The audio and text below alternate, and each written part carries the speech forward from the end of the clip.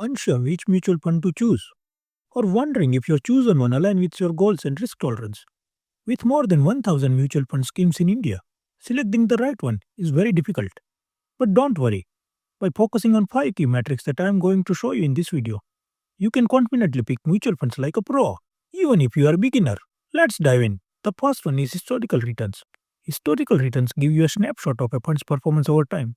Look for 1 year, 3 years, 5 years, and if available 10 years data. While the past performance doesn't guarantee future results, it can reveal whether the fund delivers consistent growth or fluctuates unpredictably. Pro tip: choose funds with steady growth instead of chasing high but unpredictable returns. Let's see few examples to understand this. Let's assume there are two funds, Fund A and Fund B.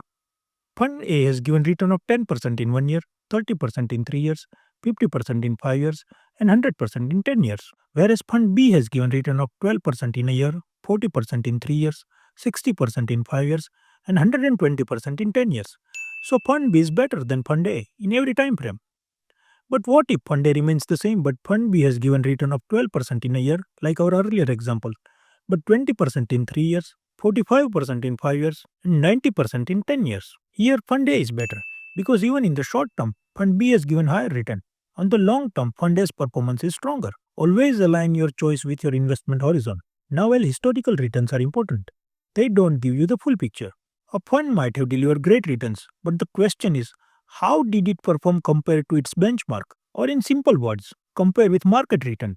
That brings us to the next key metric, which is return versus benchmark. Every mutual fund is compared to a benchmark index. For example, Nifty 50, Nifty Small Cap 250. A good fund consistently outperforms its benchmark even after fees, showing that the fund manager is adding value. If the benchmark grows as 10% annually and your fund delivers 13%, the extra 3% is called alpha. Check whether the fund beats its benchmark consistently over 3 years, 5 years, and 10 years. In case if a fund fails to outperform its benchmark consistently, it may be better to invest in a low cost index fund. Now, while returns are important, they only tell you half the story. What good is a high return if it comes with sleepless nights, worrying about wild fluctuations in the market? That's where understanding risk becomes crucial, which brings to our third point, risk ratios. Investing is as much about managing risks as it is about seeking returns. Risk ratios like Sharpe ratio, standard deviation, and beta provides a clear picture of how much uncertainty or volatility you are probably going to have. Let's break it down. The first one is Sharpe ratio. The Sharpe ratio tells how much extra return you are getting for every unit of risk you take. A higher Sharpe ratio means the fund is giving good returns for the risk involved. So higher Sharpe ratio is better. For example, a Sharpe ratio of 1.5 means the fund delivers 1.5 times the return of every unit of risk. Second one is standard deviation. Standard deviation measures how much a fund's return fluctuates from its average return. A lower value means the fund is more stable, while a higher value means it's more volatile. Let's say, for example, Fund X has given 15% return and standard deviation is 20%, whereas Fund Y has given 12% return and standard deviation is 10%. If you prefer stability, Fund Y is better choice despite lower returns. Third one is beta. Beta shows how sensitive the fund is to the market movements. A beta of 1 means it moves with the market. More than 1 means it's more volatile, and less than 1 means it's less volatile. Now that we have looked at how to balance return with risk, let's talk about something that can silently eat into your returns over time. That is cost. This brings us to the fourth metric, the expense ratio. The expense ratio is the annual fee charged by the fund. Over time, it can significantly impact your returns, especially for the long term investment. Lower expense ratios are generally better. For example, index funds have ratios around 0.5%, while actively managed funds have from 1 to 2%. In years when markets struggle, a 1% difference can greatly impact returns. Let's take one example to understand this in detail. Imagine you invest in two mutual funds. Fund A has an expense ratio of 0.5%. Fund B has an expense ratio of 1.5%. Both funds have given the same annual return of 15% before expenses. After 10 years, Fund A provides a nearly 9% higher return compared to Fund B.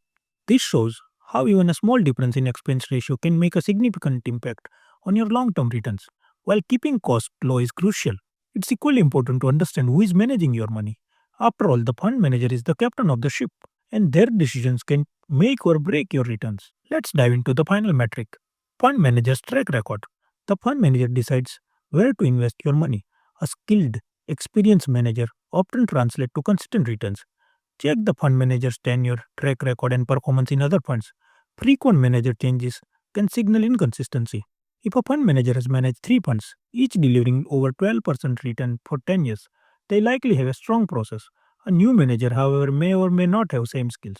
And there you have it, the five key metrics that can simplify your mutual fund selection process. Let's quickly recap this point so you can make smarter investment decisions.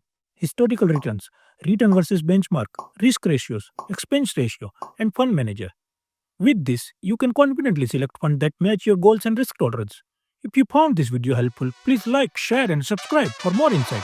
Thanks for watching. See you in the next one.